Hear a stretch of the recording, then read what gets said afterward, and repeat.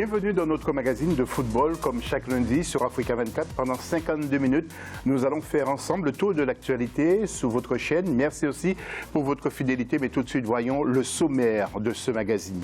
Nous parlerons du CHAN, dont la phase finale est prévue, vous le savez, au Cameroun en 2020. Et il sera question de la finale de la Ligue des Champions et de la Coupe de la Confédération. Deuxième grand titre, nous ferons un large focus sur le football gabonais qui traverse une crise.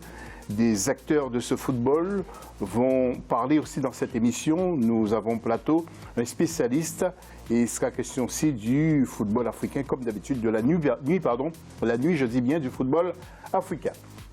Et troisième titre, notre zoom continue sur les équipes qualifiées pour la CAN 2020, ce lundi, pour la CAN 2019, pardon. Ce lundi, coup de projecteur sur le Kenya et le Mali. Et puis nous parlerons du championnat de France de Ligue 1 avec le sacre pour le Paris Saint-Germain et Brest. Mais oui, Brest qui va retrouver la Ligue 1 également avec des joueurs du continent. Nos invités, eh bien tout d'abord, il y a Yves Savoie-Dogo, qui est président du comité d'organisation de la nuit du football africain. C'est bien ça? Tout à fait. Ça se prépare bien, Yves? Très bien. Donc, depuis 5 mois, nous sommes activement sur pied pour une 6e édition à Lomé le 27 juillet prochain. D'accord. Vous changez chaque fois de pays ou... Alors, bien évidemment, l'idée de cet événement qui se veut, qui est un événement panafricain, effectivement, c'est d'aller de capitale en capitale, justement pour sa réussite. Voilà. Nous allons en parler tout à l'heure. Autre invité, c'est M. Charles Toplé, que je ne vous présente plus, qui est ancien footballeur togolais, et Charles qui est entraîneur aussi et éducateur, Charles, n'est-ce pas? Très bien, je suis éducateur, entraîneur aussi. Donc voilà, ça fait un moment. Bonsoir José, et bonsoir Walter et Monsieur le Président, bonsoir. Et puis, tout le Gabon l'écoute aujourd'hui sur Africa 24. Il s'agit de M. Walter Oyono qui est venu pour défendre le Gabon, qui a nommé son sélectionneur, son DTN. Et on verra où va le Gabon. Bonsoir à tous. Écoute, on est là pour en débattre, hein. Ouais. Donc on va en parler. Vous êtes optimiste ou pas, Walter? Écoutez, on va commencer pas par ce type de questions. D'accord. On va attendre. Jingle internaute tout de suite.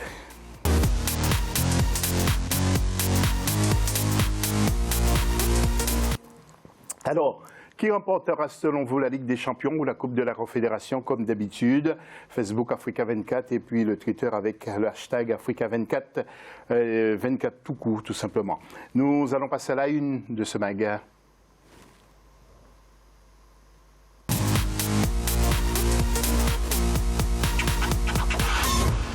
Et il s'agit bien entendu de la 6e édition du CHAN, le championnat d'Afrique des Nations qui se déroulera en 2020. 47 pays répartis en 6 zones se disputeront 15 places pour les éliminatoires. Cette compétition est uniquement réservée, vous le savez, aux joueurs évoluant dans les championnats du territoire, c'est-à-dire les championnats d'Afrique. Pose aussi quelquefois des difficultés pour les sélectionneurs des pays comme le Mali qui n'a pas de championnat depuis 2 ans. Justement, Mokhtar Bari nous présente ce sujet, regardez. Le Mali prépare les éliminatoires du championnat d'Afrique des Nations, le CHAN 2020. Compétition dédiée aux footballeurs évoluant dans les championnats locaux, elle sert de tremplin aux locaux qui voient désormais leur place ravie par ceux évoluant en Europe. Au Mali, des difficultés subsistent pour la sélection des joueurs, faute de championnat il y a 2 ans. On est obligé aujourd'hui de faire avec. On est en train de multiplier les matchs amicaux, de voir réellement, de permettre aux joueurs que nous avons de retrouver petit à petit leur meilleur niveau. Nous avons déposé un programme aussi au niveau de la fédération pour nous permettre aussi d'avoir des matchs amicaux à l'extérieur. Au moins si on parvient à faire 2, 3, 4 matchs amicaux dans les pays proches, je pense que ça va nous faire du bien. La reprise du championnat qui semblait un acquis avec la feuille de route de la FIFA se fait toujours attendre. Aujourd'hui, joueurs et encadreurs voient parfois leurs rêves d'évoluer dans le haut niveau bloqué, faute de terrain d'entente entre les protagonistes de la crise. Vous savez, qu'on le dise ou qu'on ne le dise pas, on est persuadé que les acteurs de football, tout le monde est fatigué aujourd'hui par cette crise. Donc, nous prions Dieu, nous prions les acteurs de football, nous prions surtout les dirigeants de football, réellement qui prennent conscience qu'ils trouvent la solution. très vite. Le Mali, qui doit affronter la Guinée-Bissau au premier tour, multiplie des matchs amicaux avec des centres de formation, mais aussi avec les équipes ayant représenté le Mali dans les compétitions africaines de clubs. Yves Sawadogo, comment peut-on résoudre cette crise?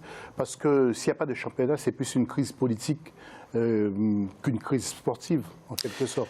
Alors, je ne cesse de le dire depuis un bout de temps que le foot est de nos jours un enjeu politique. Il faut une vraie volonté politique pour régler ces genres de problèmes, surtout pour un pays comme le Mali, qui est une grande nation quand même du foot. Et qui est touché par des crises quand même politiques, parce que dans le nord du pays, on sait... On pourrait peut-être dire que le foot n'est pas la priorité, mais je pense que cette jeunesse justement qui est aussi livrée à elle, elle pourrait bien s'en sortir par le foot, et qu'il est aussi important que les politiques justement traitent la question avec beaucoup plus de, je dirais, de délicatesse. Oui, Walter, un pays qui est rempli de grands joueurs, et lorsqu'on voit la situation quand même, c'est un peu catastrophique, il n'y a pas de championnat. Exactement. Mais paradoxalement, à cette crise politique ou de football malien, on se rend compte que le Mali a quand même gagné il n'y a pas très longtemps que ça, une Coupe d'Afrique junior, avec une génération qui pour moi est talentueuse. C'est vrai que la crise politique est là. Je ne peux pas dire que c'est une crise politique, c'est une crise d'hommes. Il y a des personnes qui ont confisqué le football au Mali, hein, comme dans pas mal de pays. Et pour des problèmes de personnes, justement, les footballeurs sont pénalisés. Oui, Charles, votre point de vue sur la situation malienne, justement? Nous aussi, on a connu ça à un moment. Hein. Donc, au Togo. Oui, le Togo aussi a connu ça. Il n'y avait plus de championnat. Par contre, il faut faire des sélections. Donc, on va bricoler, on va faire des matchs amicaux par ici, par là. Ça ne fait pas avancer le football chez nous. Or que le Mali est un grand pays, est un grand continent de football. Et on a vu les Salif Keita, d'autres joueurs sont passés par là. Et que cette crise, j'avoue sincèrement que, comme Watel l'a si bien dit, ce sont des querelles de personnes. Je pense que ça peut se régler si on est vraiment intelligent.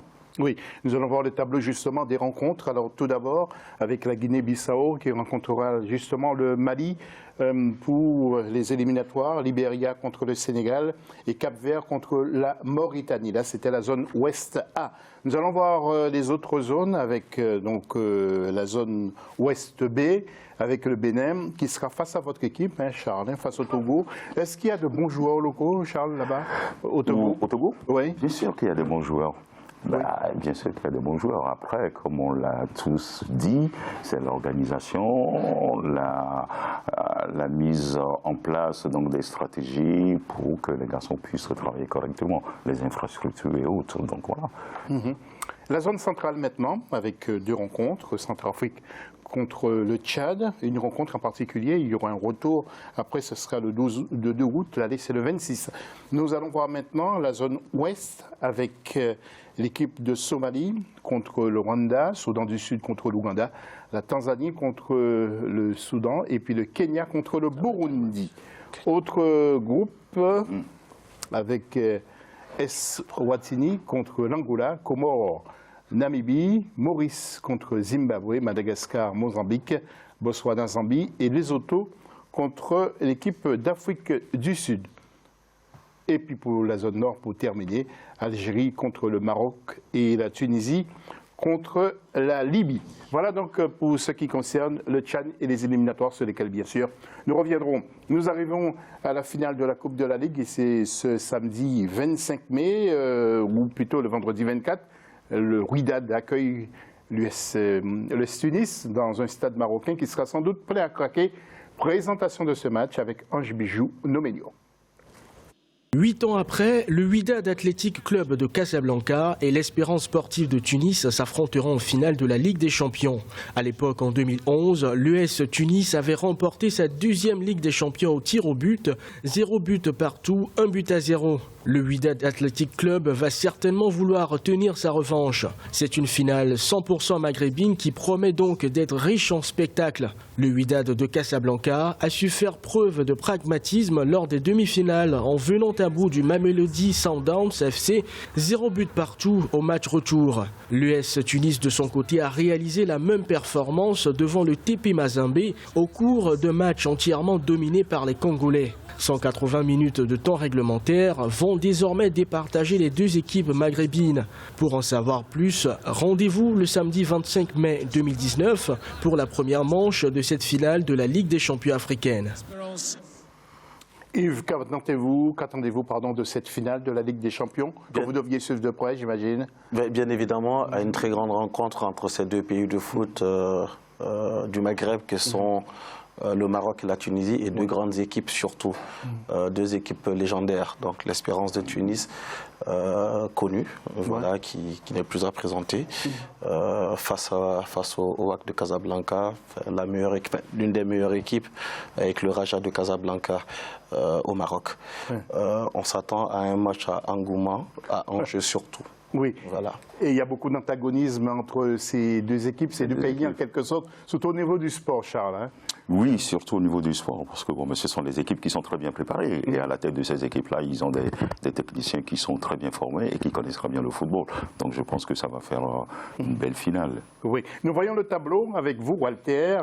Donc le 24, match aller Wydad contre le Tunis. Et le 31, match retour, le Tunis contre Wydad. Okay, il faut gagner, hein, à l'Ali, déjà. On est obligé. Écoute, je pense qu'il faut gagner. Hein. Ouais. Quand on veut gagner un match comme celui-là, il faut le gagner. Sauf que je note que le Wydad, depuis un moment, a quand même fait 5 matchs sans gagner, sans victoire en championnat. Et donc, ils partent un petit peu avec cet handicap-là, de ne pas avoir de la réussite. Parce qu'il est important pour un buteur, pour une équipe, de gagner. Mais bon, une finale reste une finale, c'est autre chose. Oui. Et l'autre coupe, bien sûr, match aller, c'est la Coupe de la Confédération. Et le match s'est joué hier entre RSB Berkane et l'équipe de Zamalek. Regardez le résumé avec notre confrère Ange Bijou Nomelio. La renaissance sportive de Berkane s'est difficilement imposée à domicile par le plus petit des scores, 1-0 face aux Zamalek en match comptant pour la finale de la Coupe de la Confédération. Après avoir raté bon nombre d'occasions, les hommes de Mounir Jaouni sont parvenus à décrocher un avantage bien mérité.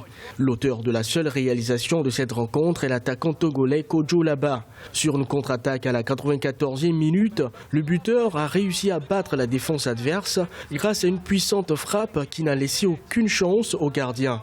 Afin de s'adjuger le sacre continental, la RS Berkane devra aller défendre son avantage sur la pelouse du stade Borj Al Arab au Caire face à un adversaire bien expérimenté et redoutable à domicile.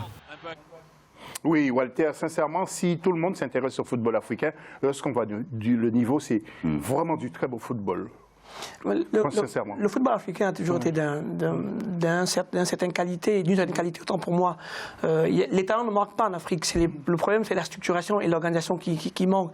Quand on voit des clubs comme le Wydad ou comment ça s'appelle ou Tunis. Ou les Tunis, vous voyez, ce sont des clubs phares de leur pays. Donc il y a une certaine organisation. Leurs résultats révèlent que ces clubs-là tirent les pays vers le haut. Donc une victoire du RSB Berkane face à Zamalek. Le match retour, c'est en Égypte. L'Égypte est déjà préparée en quelque sorte pour la CAN. Donc ça va être un public très chaud pour ce match retour. Certainement. J'ai vu le but tout à l'heure. J'ai vu un peu l'action qui a mené le but dans cette zone de finition. On sent qu'il y a du travail derrière. Bien sûr que, mais voilà, ça c'est l'habilité technique. Donc voilà, qui a fait que ce garçon, rapidement, le 1-2 retrouvé dans cette zone de finition. Et il a marqué ce but-là. C'est un très bon joueur, ce Togolais. Donc voilà, je pense que ça doit faire une belle finale, le match retour. Ah, bien sûr. Oui, donc on va voir le tableau justement et Yves va nous dire un petit mot. Yves, on parlait de la beauté du football. Tout le monde maintenant va chercher en Afrique. Hein. On voit, par exemple, en France, pour ne pas le citer, ou en Espagne, partout, il y a toujours des joueurs africains. Alors, les joueurs africains, c'est parce qu'ils manquent quand même dans les endroits les plus reculés. On en trouve des joueurs de qualité, mais comme vient de le dire Walter, après, on a d'autres difficultés de gestion, de structure. Et jusqu'à présent, je ne pense pas que les gens aient véritablement pris conscience en Afrique, surtout les politiques, de l'intérêt que peut être justement de ce que le foot peut apporter en termes de développement. Vous qui vivez au Burkina Faso en permanence, qu'est-ce qui manque justement à certaines régions par rapport à l'Afrique du Nord? Parce que l'Afrique du Nord est très en avance par rapport je vis un peu à partie entre surtout la France et la Côte d'Ivoire, mais très souvent au Burkina Faso. Nous avons surtout de gros problèmes d'infrastructures. Vous savez, pour pratiquer du foot, il faut des infrastructures. Et la CAN et le Burkina Faso avaient organisé déjà une CAN. En 98, les infrastructures sont toujours là. Elles ont servi à pas mal de clubs. Elles continuent de servir justement à ces clubs. C'est un plus d'ailleurs, mais je pense qu'il faut beaucoup plus. Mais surtout, comme je le disais tantôt, il faut une vraie volonté politique pour relancer le football en Afrique. Ouais. Et au Gabon, de quoi souffle le Gabon? Pas d'infrastructure, mais surtout des intempéries peut-être aussi, parce que la pelouse est souvent, les pelouses sont souvent... Enfin, les pelouses, ça c'est sur les grandes, ça c'est sur le stade principal, le stade de l'Amitié. Sinon, la plupart des clubs ont des stades, ont des terrains synthétiques.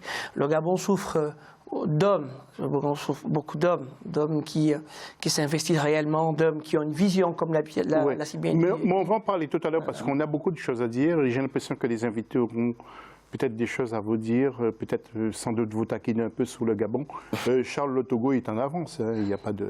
Non, on a aussi le même problème. Le Togo n'est pas en avance, donc voilà, le Togo manque des infrastructures, le Togo manque aussi des gens compétents, capables donc d'aller sur le terrain pour transmettre ce qui a été, enfin, ce qu'ils ont appris. Donc voilà, après, c'est, comme l'a dit tout à l'heure mon confrère, c'est des infrastructures, la volonté politique. Exactement. Charles, je vous interromps parce qu'il nous reste à peine 20 secondes et pour parler du tournoi UFOA, les filles, il ne faut pas les oublier. Il y avait la finale, la petite et la grande finale. Donc la petite finale a été remportée, c'est en Côte d'Ivoire par le Ghana. 8 pénaltys à 7 alors que les deux équipes étaient à 0-0 au temps réglementaire. Et puis la grande finale, victoire du Nigeria face à la Côte d'Ivoire. 5 pénaltys à 4, la Côte d'Ivoire qui organisait justement ce tournoi UFOA. Dame, victoire donc du Nigeria, je le rappelle, 5-4, le Nigeria qui va bientôt participer à la Coupe du monde de football, ce sera en France. Fin de la première partie de cette émission, restez avec nous parce que vraiment nous aurons beaucoup de choses à vous dire sur le Gabon qui vient de nommer son nouveau sélectionneur et son DTN. Est-ce que Walter est satisfait? Je vous réponds tout à l'heure après la pause.